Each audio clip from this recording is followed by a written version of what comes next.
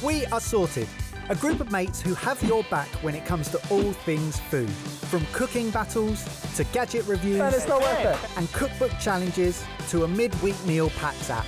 Crack your eggs, bake. We uncover the tools that'll help us all cook and eat smarter. Join our community where everything we do starts with you.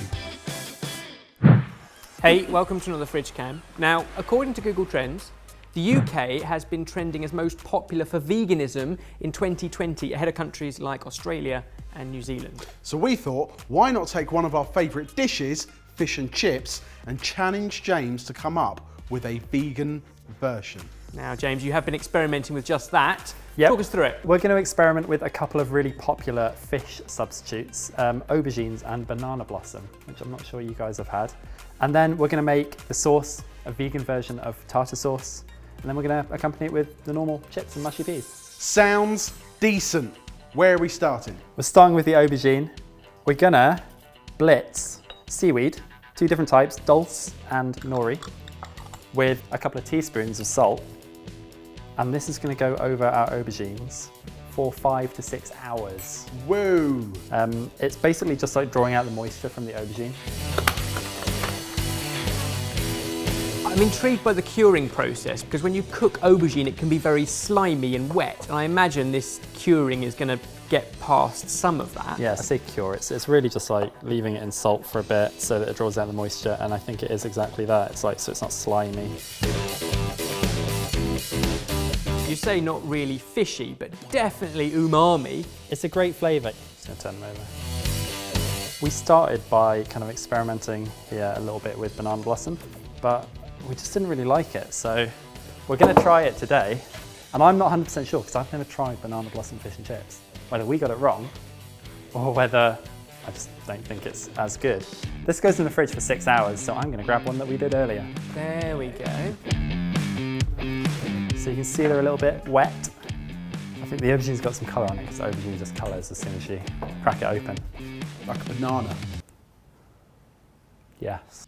I heard the words banana blossom for the first time 5 minutes ago. No. Quite literally the blossom or the flower that sort of hangs underneath the cluster of bananas. Next up, tartar sauce without egg. Cashews are a great substitute. What's it substituting? Is it substituting the emulsification of the egg yolk? Yeah, cashews, you know, it's fatty, it's creamy, so it's going to give you that kind of texture that you really want. And I guess it'll also give you flavour. We're going to put boiling water over it and leave it for 15 to 20 minutes. I'm just preparing my additional ingredients. For the mayo, so these are capers and gherkins. Classic tartar sauce. So it's all the classic flavours of a tartar sauce. If it's shop-bought mayonnaise, it can be very cloying.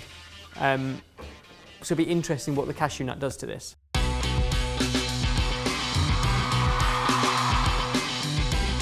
Shall I cook some chips? Oh, yes. We haven't got a lot to say about the chips because they're vegan. Are we going for slight kind of soggy in a paper bag kind of chips, or are we going for gastropub, like triple cooked chips? 100% soggy in a bag chips. Yes! You're leaving the skins on. I am.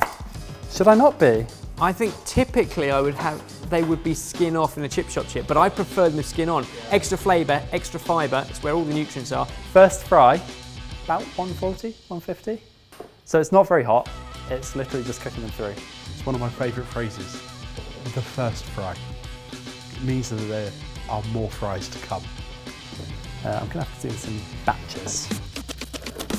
I'm looking forward to seeing you make mushy peas because when we did a pass it on a while back, I didn't know how to make mushy peas and everyone in the comments was like, I know how to make mushy peas. How does he not know how to make mushy peas? I thought he was British. I mean, there's not a lot to mushy peas though, really. Yeah, but They're just peas, mush. You wouldn't typically make mushy peas from garden peas. They would normally be marrowfat peas. Oh, And here we go. Therefore, you get that slightly more pulsy legume element. Frozen peas, all you need to do is put boiling water over them. They'll heat through and they'll defrost and they won't overcook and go grey or brown, wherever they go. I can chop my parsley up in the meantime. Right, peas. Peas are drained, held back a little bit of the water. I'm going to blitz about half of them with the parsley and some wasabi.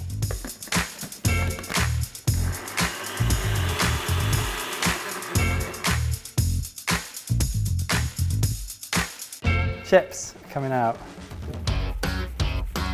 Right, the cashew nuts have been soaking in boiling water for 15 minutes or so. All the other ingredients now go in. So dill, cider vinegar, Dijon mustard, and xanthan gum. And finally, the zest and juice of a lemon.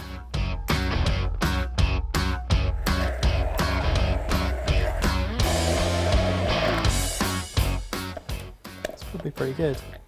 You can see it's already pretty creamy, so it's obviously adding some creaminess, but let's see what happens with the oil. Oh, now that's different. I was expecting you to slowly drip it in. Yeah, it all goes in and then you slowly incorporate it. I think it's done.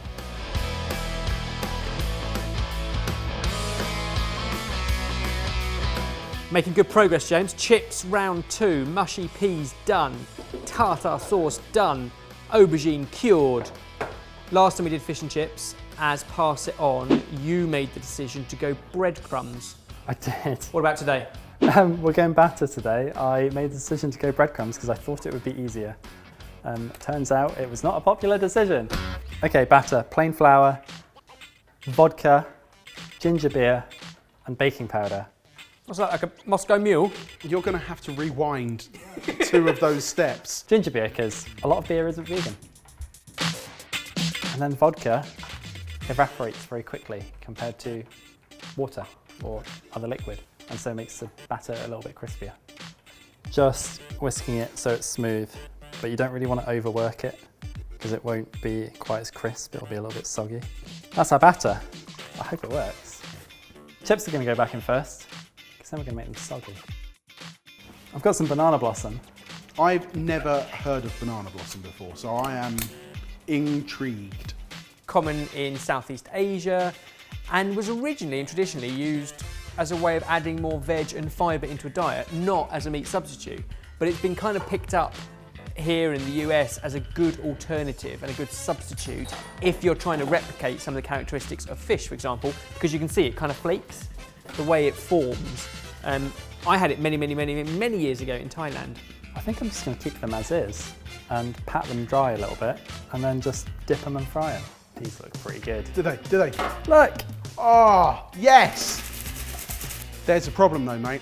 They look far too crispy. Sog them up. So we'll go in with some salt, lots of salt, a little bit of vinegar. I've soaked tea towel in water and it's going over the chips, and they're going to sit in the oven. It's the most silly thing, but it will work because soggy chips are somehow like a hallmark of great fish and chips.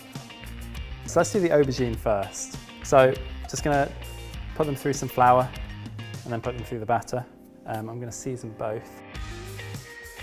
I think these ones are the most fish shaped. That's important, right? And this is a conversation we come back to time and time again. How much do you try and replicate, and how much do you celebrate the shape of an aubergine? Sorry, what? You know what I mean. I think it's important to celebrate vegetables for what they are and not always try and mimic. So many meat products are already mimicking parts of the human body. Fish fingers, meatballs. What? What are you talking about? Why have you got a straight face? I don't think that's a human body thing. I think they're just like in ball shapes. In your mind, what are meatballs trying to replicate? What do you think? I'm intrigued for the banana blossom. I know you said you weren't keen on like the texture, Yeah, I but wasn't. I wonder if that's because they've been tinned and canned, and I wonder if they're different when they're fresh. Yes. Oh.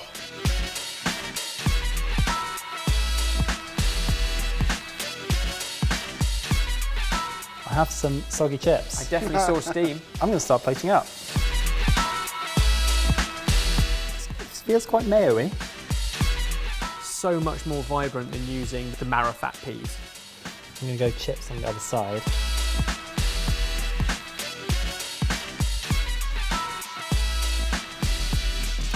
The banana blossom has 2 minutes left. This is done. We can sit down, taste them and compare.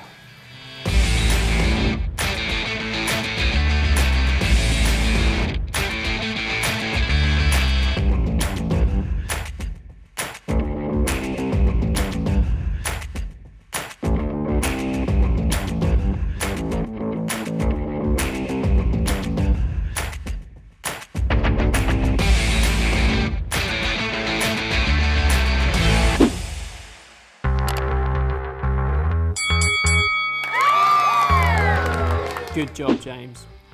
You haven't tasted it yet? Straight off, it smells like fish and chips. It looks like fish and chips, and I can 100% see why Banana Blossom gets the comparison to fish, because that looks bang on. Let's taste it though. I don't know. Where are you going first? I'm going to go Banana Blossom. It sounds incredibly crispy, that batter. Cheers. Cheers. I really like that. Uh-oh. That has exactly what I want from battered fish about it. It's got the crunchy, crispy outside. You get a slight sog from the batter, and then you get flaky, moist insides. That was my side project, mate. I think if you eat Banana Blossom on its own, I don't think there's any confusion that it's definitely not fish. But with the batter and a dollop of the tartar, and you shut your eyes, I don't think you'd know. And it's really good. Seeing as you've backed the aubergine over the Banana Blossom, you better hope the aubergine lives up to what we've just tasted. The flavour from the seaweed is great. I would be so happy to be served that. I feel like the batter on the Blossom is actually a little crispier, a little better. Maybe it was slightly hotter when I put it in or something. But I tell you what's also really good is that tartar. When I ate it with the fish, it just complemented it perfectly. Now I'm trying to pick it apart and look really closely and see, and I still can't really tell. Taste-wise, the cashews versus the eggs, it doesn't make any difference. It's not missing anything, is No, it? not at all. So overall, I guess the real question is, which fish do you prefer? Is it a pass? And which version would you like? 100% a pass for me. And I think the mushy peas are inviting with an extra flavour. The cashew kind of tartar is clever. Soggy chips are good. If I had to pick one or other, I think I would go Banana Blossom. 100% pass from me. Thank you, sir. I don't know if I can decide between the aubergine and the Banana Blossom. They both do such a great job. Not at replicating fish, but in being fantastic dishes by themselves. I can't pick one. I won't pick one. I shan't. I might have changed my mind. I think the Banana Blossom's really nice. Do we need to pick a winner? Or is it actually just cool to experiment with some new stuff occasionally? That's the first time I've ever tried Banana Blossom like that, and I'm kind of excited to see what else you could do with it. Over to you guys. How did we get on? If you liked it, give the video a like and comment down below and let us know what other vegan ingredients or dishes should we be experimenting with next. Do you ever have one of those days where you just can't be asked to cook anything? Well, we certainly do, so we've put together volume 2 of our best-selling club book, CBA to Cook. It's a load of simple recipes which have been hacked by our chefs to make life so much easier those days you just CBA. Head to sorted.club/bookshop to get your copy. And now for a blooper. It's not your usual mushy peas. No, it has more penis about it.